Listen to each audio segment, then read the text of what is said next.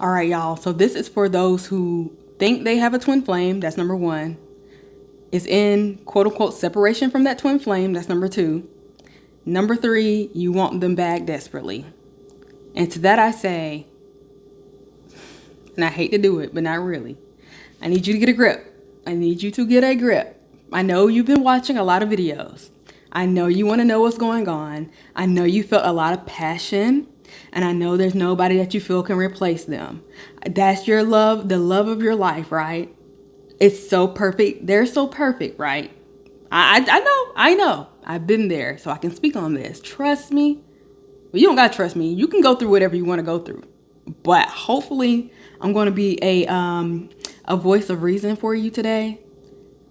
And if you don't want to hear this, I'm sure you've already clicked off. But if you are sick and tired of this loop, if you're sick and tired of begging and wanting and every day, where is he? Where is she? I want her back. I miss her so much.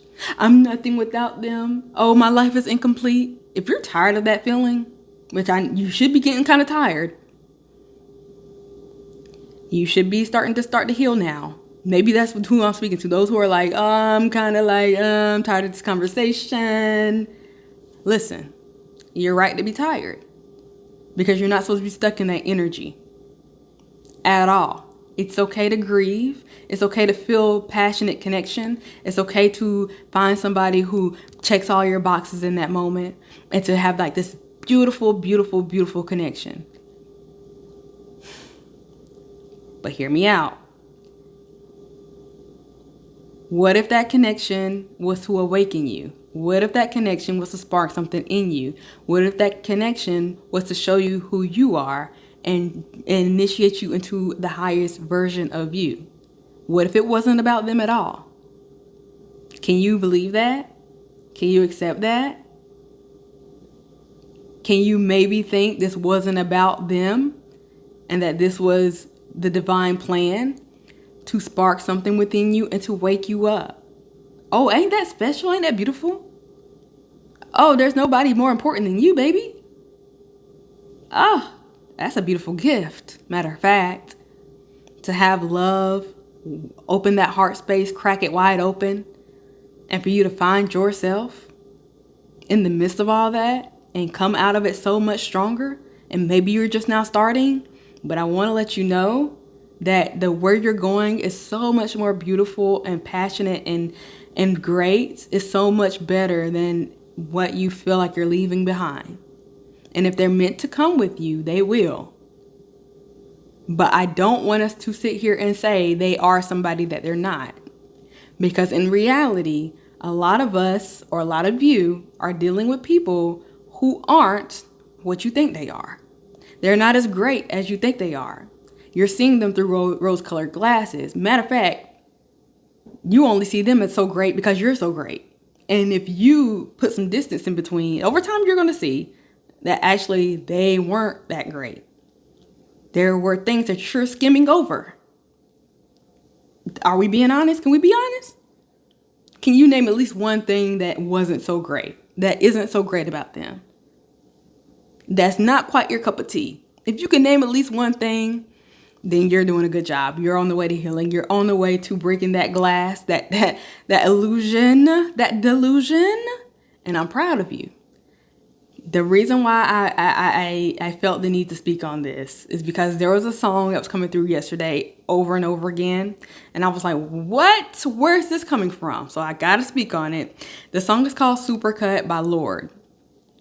And if you know what a supercut is, it's basically, it's like a filmmaking thing, like video editing, right? And I'm gonna read it for you. What supercut? A supercut is a genre of video editing consisting of a montage of short clips with the same theme. Short clips with the same theme. The theme may be an action, a scene, a word, or phrase, right? So here's the thing, and this is what the brain does. And I know we may not be in the best state to hear this, especially if you're someone who's like, I want my man back, I want my girl back, and that's fine. But we need to be honest about who they are as a person, and are they really the bee's knees? Okay? A lot of us are playing supercuts. We're picking and choosing the highlights. It's like a highlight reel.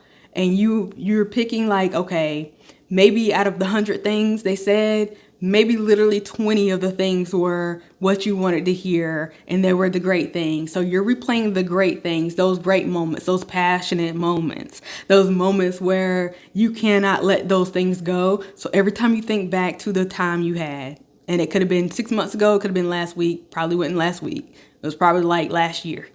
And you're thinking back, you're thinking your brain is doing the supercuts. It's showing you, oh, the time in the car, oh, the time at their house, oh, the time he gave me this, oh, the physical things that we did, oh, the way he made me feel. Those 5 scenes around that same type of high emotional dopamine feeling keeps playing and playing and playing in your head. You cannot let it go because you keep on playing that same thing over and over and over again. You're staying trapped, but that feels good, I understand. But you're playing a supercut. And the thing about a supercut is it's ignoring all the other things. It's ignoring the other 80% that aren't quite up to par, that were kind of like embarrassing, what were kind of like cringe, that were kind of like, this is actually disrespectful. Oh, you forgot about the part where he didn't respond to your text for 3 days. Oh, you forgot about that part. Oh, you forgot when he made an insensitive comment and a joke. Oh, you forgot about the time where he didn't come pick you up on time. Oh, you forgot about the part. Oh, you forgot about all those parts, right? And you're just playing the part where he bought you this, he said this, y'all did this for, you did that, and he made me feel so good. That's lovely. That's great. But allowing yourself to play those supercuts is keeping you, first of all, delusional. You're not able to really freely heal until you start taking those rose-colored glasses off and start seeing the truth of what it was. And it could have still been a beautiful connection, but we're holding on to an illusion and a fantasy because all we're thinking of this person as is this 20% supercut energy, and it's not really telling the whole story. You're not allowing yourself to see the whole story. You're not seeing the part, like I already gave you the example of the times where it hurt. Why not? When you can start to be realistic about who you're talking to, like, can we lay out the flat facts of who this is we're talking about? You can start to be like, wait a minute.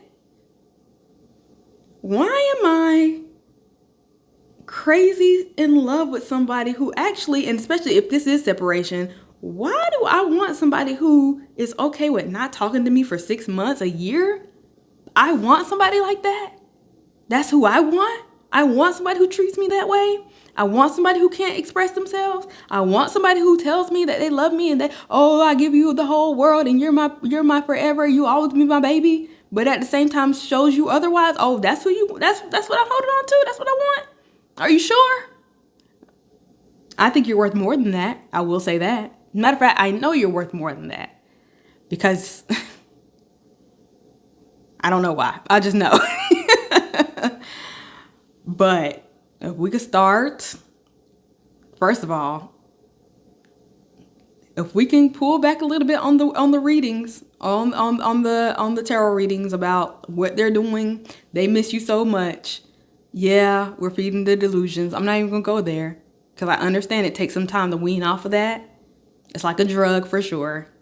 But eventually you'll start coming off of that and you'll start understanding that, oh, this is about me. This is about my healing. This is about my coming into my purpose. This is about awakening and healing all the trauma and the wounds that, that person probably but brung up a lot of triggering. But this is about you. And the more we hold on to the fantasy and of who this person maybe was a little bit, but not fully who they were, when we can let go of that, we can truly start to heal. And then we can truly start to see them for who they are. And then maybe we can be like, you know what? I can see this relationship in a healthier way. Maybe I can see that we are only meant to be friends. I'm not saying what I'm saying is maybe this relationship is more platonic. And when you get to a space where you're not fiending for somebody, and maybe y'all do get along well, and maybe it can be like when you finally want to reach out and say, hey, whatever it was in the past, we've healed, we've grown. And if you want to, mend the relationship or come, at least have it be to where y'all don't hate each other, that's fine. At least you'll be coming from a healed space. You'll be coming from a space where you're not trying to say things to manipulate the energy. You're not reaching out so he can like, oh, she's so mature. Now suddenly I love you. Like, you're not trying to get anything out of him. Like, when you finally get to that space of true healing, I can truly see this for what it is. I love myself enough that I don't even really like you no more. That's when you're free to go reach back out to them. But I promise you, once you get to that point of total, complete healing and you understand what this was all about, you're not going to be interested in them. And if you are, okay, cool. Like I said, but I think you'll be interested in them in a different way, in a more balanced way. And you will be okay with whatever the relationship ends up being. So if it ends up being nothing, if it ends up being platonic, you will be okay with it. And so I hope you get to that space. This is just a reminder. Hey, wake up. just a little bit. Just a little bit. And if you felt like this was a little bit harsh, okay, cool. Then that's not where you are, and that's fine. Maybe you'll come back in a couple months and be like, you know what? You were right. And maybe I'm completely wrong, but maybe we're not talking about twin flames at all. And I don't even like the term twin flame. I promise you I don't. I don't even want to bring it up.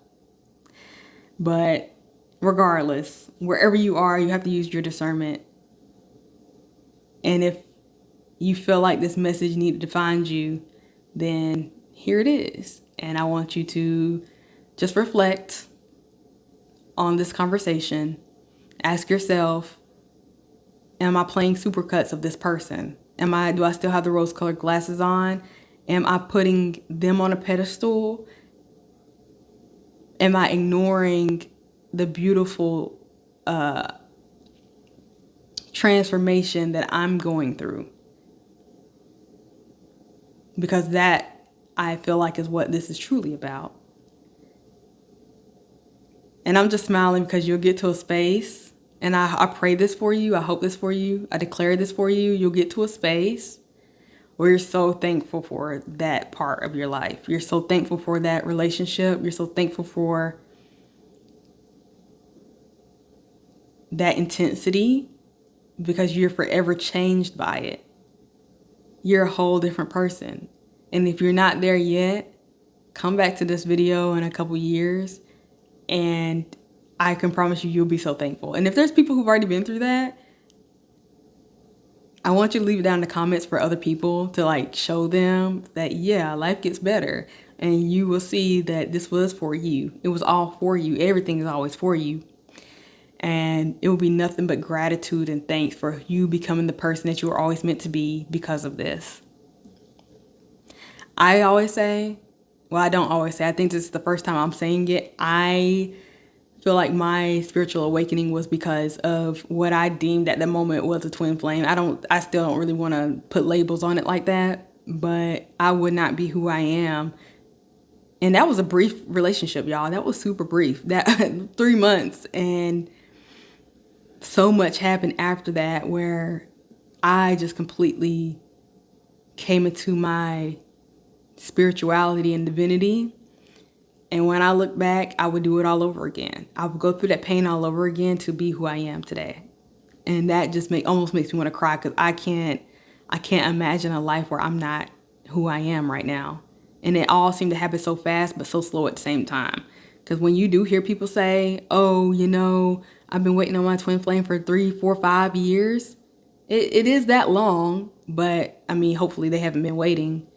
But if I say, look, for me to still attribute who I am now to something that happened in 2021, that was powerful. And I'm thinking, like, was that a long time? Did that take a long time? Was that slow? Was that quick? I mean, it happened faster than I think. Like, I feel like there's been a lot of growth in a short amount of time. 4 or 5 years is not a lot of time to go from not knowing anything about anything to suddenly developing this great knowledge and understanding about who I am and the universe and God and this connection to source and spirit and getting downloads and messages. That's a short amount of time. And I felt like it happened quickly, but it's because I allowed it to happen. And I try not to hold on to a person. And the more you hold on to the supercut of somebody, you're slowing down your own progression. And I think that's where I want you to progress. I want you to dive into everything that you are and tap into all of these areas and spaces of your heart that are being exposed now, so you can heal through them, and so you can be, I want to say a baddie. I don't know, not really a baddie, but you could be that girl. And if you're a guy watching, you could be that guy. You can be you Himothy. Without a shadow of a doubt. And now you're gonna get to a place where nobody can even play with you. As soon as they say something and they don't follow through, you're out of here, buddy. But that's on standards and boundaries that you probably didn't have before when you were first dealing with your twin flame. You probably didn't have none, which is why we ended up in this situation in the first place. But we're not gonna talk about that. This is about supercuts, not the haircut place either. Anyway, let me know how that resonates. Let me know if you got something from this. Let me know if you've been through it all and you got something to say to the people. Let me know if you're still in the trenches and you want more real talk about this, because we'll keep talking about it, but I want you to ask a specific question because there's just so much. And I know, like, who is this random girl? Hey, it's somebody giving what I feel like is the truth. And that's all you need to know. My intentions are pure. So, and I know you feel that. So anyways, I'm gonna leave it right there. Woo-wee. Oh, maybe I should actually read the lyrics. That's what I meant. Did I not already do that?